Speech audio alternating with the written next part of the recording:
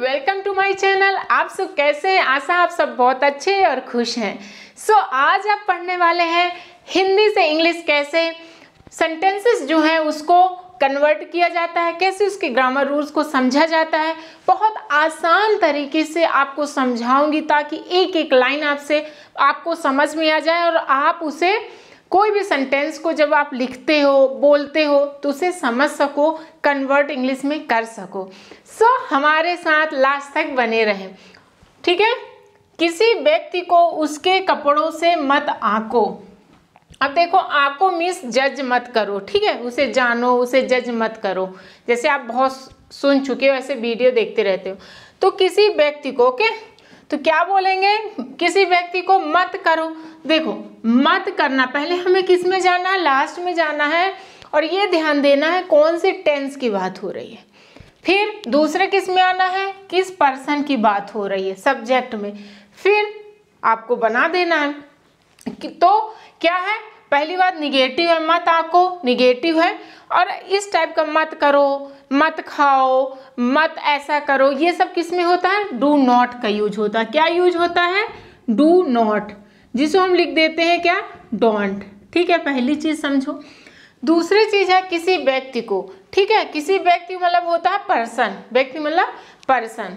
तो पर्सन को डोंट जज करना है, ठीक, मतलब जज मत करो, ठीक है। ये हो गया। उसके कपड़ों से मतलब बाय हिज क्लॉथ्स, कोई कपड़ों से तो मतलब पर्सन के कपड़ों से, तो बाय हिज क्लॉथ्स, ठीक है। अब इसे देखते हैं कैसे कन्वर्ट किया जाता है।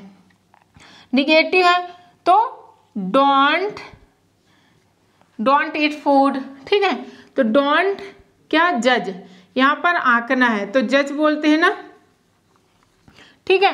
तो ये क्या हो जाएगा? डोंट जज अ पर्सन, ओके। इधर हो जाती हूँ, पर्सन, ठीक है, पीपल, पर्सन। तो यहाँ पर पर्सन होगा, व्यक्ति। तो डोंट जज अ पर्सन। फिर इतना हो गया, मत आंकना इधर आ गया। तो डोंट जज a person by his cloth, by his clothes, ठीक है।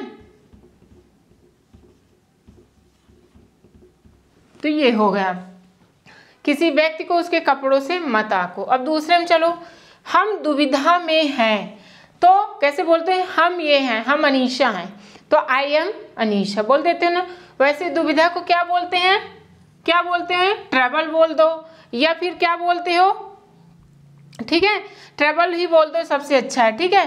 ये प्रॉब्लम में है या कुछ मुसीबत में है, ऐसे बोलते हो ना। तो हम दुविधा में हैं, इज आर एम यूज होगा, हम मतलब वी।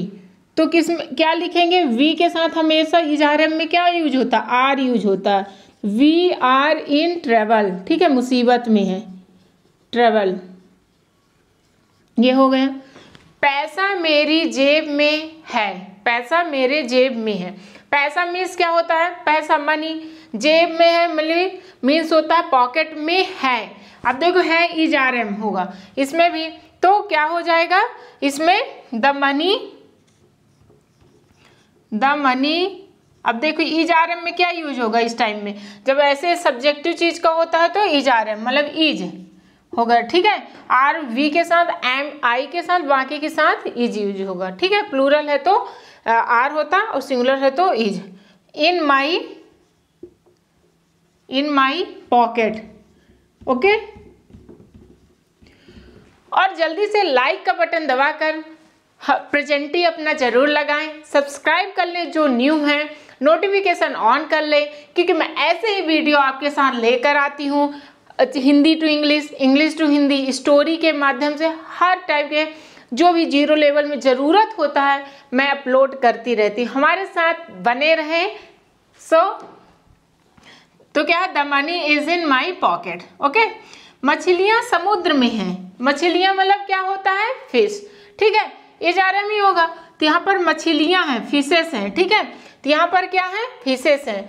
तो फिशेस आर, फिश मीन्स क्या होता है? बहुत सारे फिशेस हैं, तो फिशेस आर। देखो यहाँ पर था द मनी, मनी काउंटेबल है, ठीक है, मतलब कि मनी की बात हो रही है। जब बोल देता तब की बात अलग, बहुत सारे मनी ये सब। यहाँ पर बल्कि बोला गया मछलियाँ, तो फिशेस आर इन समुद्र में सी, ठीक है, समुद्र। अंदर कौन है, तो कौन में क्या यूज करते हो, हु यूज करते हो। पर्सन के लिए हमेशा हु यूज होता है, और कोई चीज के लिए विच का यूज होता है। मतलब अगर कि ये किसका है, ठीक, हुज पेन इज दिस बोल देते हो, लेकिन पर्सन को डायरेक्ट बोलते कि अंदर कौन है, तो हुज, वो सॉरी, अंदर कौन है, हु इज इनसाइड, ठीक है। तो अंदर कौन है तो क्या बोलोगे, who is inside, inside. Question mark ऐसे पूछते हो ना, तो पर्सन के लिए हु का यूज होता है। जैसे ही हम स्टेशन पर पहुंचे गाड़ी चल पड़ी, देखो ये कंडीशन है, जैसे ही, एज सून एज, तो गाड़ी चल पड़ी, ठीक है। तो यहाँ पर क्या होगा, जैसे ही हम पहुंचे, ठीक है, ये बोलना, जैसे हम स्टेशन पर पहुंचे गाड़ी चल पड़ी, ठीक है। तो एज सून एज, जैसे ही मतलब एज सून एज हम पहुंचे, जैसे ही हम पहुंचे गाड़ी चल पड़ी। तो as soon as we reached, हम पहुंचे मतलब वी रीच्ड, ठीक है। तो हम पहुंचे, तो देखो ये क्या, पास्ट की बात हो रही है, पहुंचना मतलब पास्ट की बात हो रही है। और जब पास्ट की बात होती है तो क्या होगा, यहाँ पर पास्ट में सिंपल का क्या यूज होता है, पहुंचे, किए, गए, तो हमेशा वर्ब का सेकंड फॉर्म होता है जब ये सिंपल की बात होती है। ये चीज नेगेटिव होता है तो डिड का यूज होता। तो as soon as we reach the station, कहाँ पहुंचे, स्टेशन, ठीक है। तो ये क्या हो गया, स्टेशन, द ट्रेन लेफ्ट, ठीक है, फिर कॉमा लगा देना है, एज सून एज फिर कॉमा, द ट्रेन लेफ्ट, ऐसे लिखोगे, ऐसे बोलोगे, द ट्रेन लेफ्ट, ओके। शायद आपको समझ में आ गया होगा जो मैं यहाँ पर लिखी हूँ। अब यहाँ पर ज्यों ही के लिए वह अपना भाषण देने के लिए उठा, हाल तालियों से गूंजने लगा। इसका मतलब ये होता है कि इस टाइप के सेंटेंसेस को कैसे बोले। इसमें क्या होता है, ज्यों हूँ आप, मतलब आप बोले नहीं, ज्यों ही आप उठे, जैसे बड़े बड़े लीडर जब उठते हैं तो उसके बोलने से पहले, उसके चलने से पहले, बस उठने में ही तालियां बजने लगती है, ठीक है। मतलब वो काम किया ही नहीं, उसके पहले ही वो काम होने लगता है, क्लैपिंग होगी, गूंजेगी, ठीक है। तो इसमें क्या यूज होता है, इसमें नो सूनर का यूज होता है। क्या यूज होता है, नो सूनर। और नो सूनर निगेटिव है, मतलब इंट्रोगेटिव टाइप के सेंटेंस बनाता है।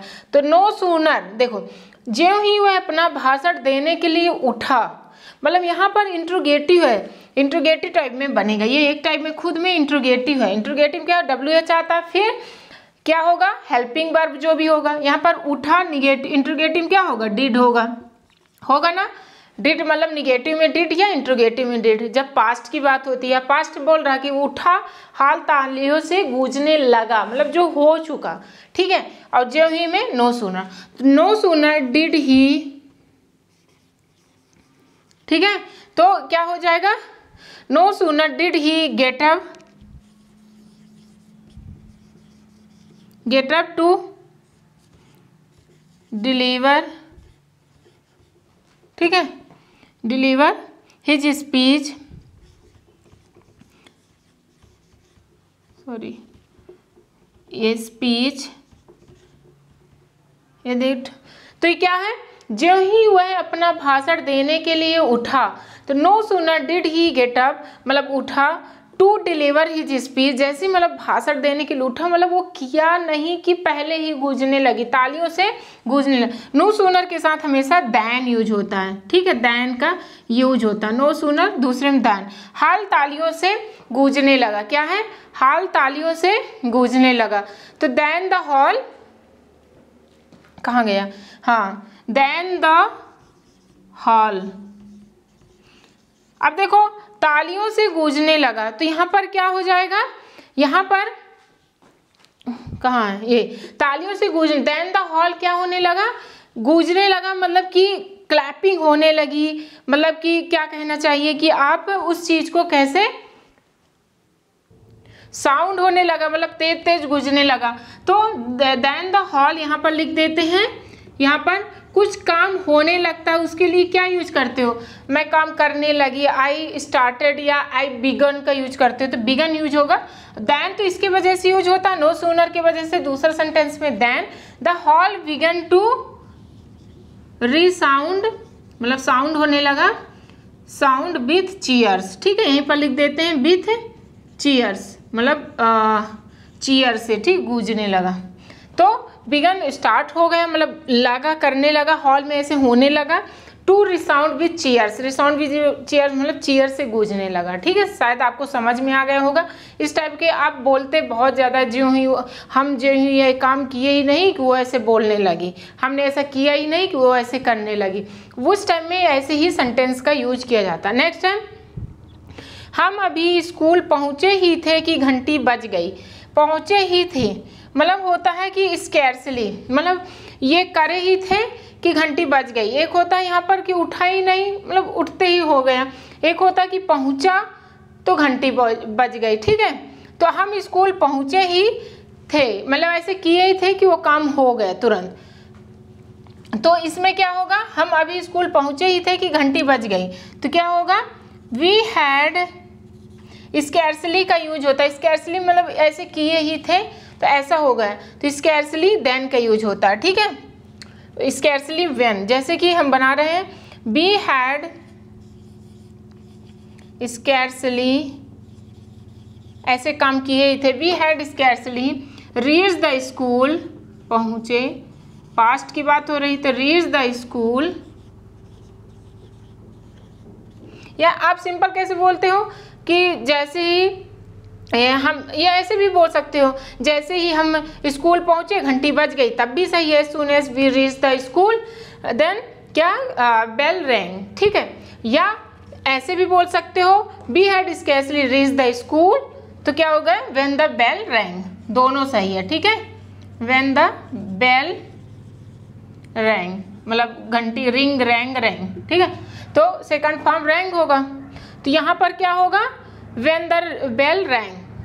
तो हम इसमें क्या आप यूज कर सकते हो एज सून का भी, कि जैसे ही हम ये पहुँचे तो इसमें, और ये लगभग आप अपने बोलने पे सेंटेंस है, जैसे हम स्कूल पहुँचे तो घंटी बज चुकी, तो क्या बोले, as soon as we reach the school the bell rang, मतलब घंटी बज चुकी है, द बेल हैज़ रैंग। ठीक है, तो ये दोनों आप बोल सकते हो इसमें। ठीक है, ये जैसे ही, क्योंकि ये वाले स्कैर्सली, व्हेन, ये थोड़ा अजीब सा लग रहा, इसके साथ आप ऐसे बोल सकते हो। ये दूसरा वाला बल्कि सेंटेंस है। तो ये कुछ ऐसे सेंटेंस थे जिसको हमने बहुत अच्छे से समझाया, और इजी भी कभी लेकर आती हूँ, दोनों टाइप का, कभी इजी लेके आती हूँ, कभी थोड़ी हार्ड लेकर आती हूँ, ताकि जो भी ग्रामर रूल्स होते हैं, स्पीकिंग वाले जो भी वर्ड्स होते हैं, वोकैबुलरी वर्ड्स होते हैं, सेंटेंसेस होते हैं, रूल्स होते हैं, वो सब मीन सेंटेंस के अंदर ही आए। एक एक में क्या होता है, हम एक को ध्यान देते हैं, ऐसे में मिक्स ध्यान देते हैं। सो हमारे साथ ऐसे बने रहने के लिए थैंक यू फॉर वॉचिंग। हमेशा खुश रहें, मस्त रहें। ओके।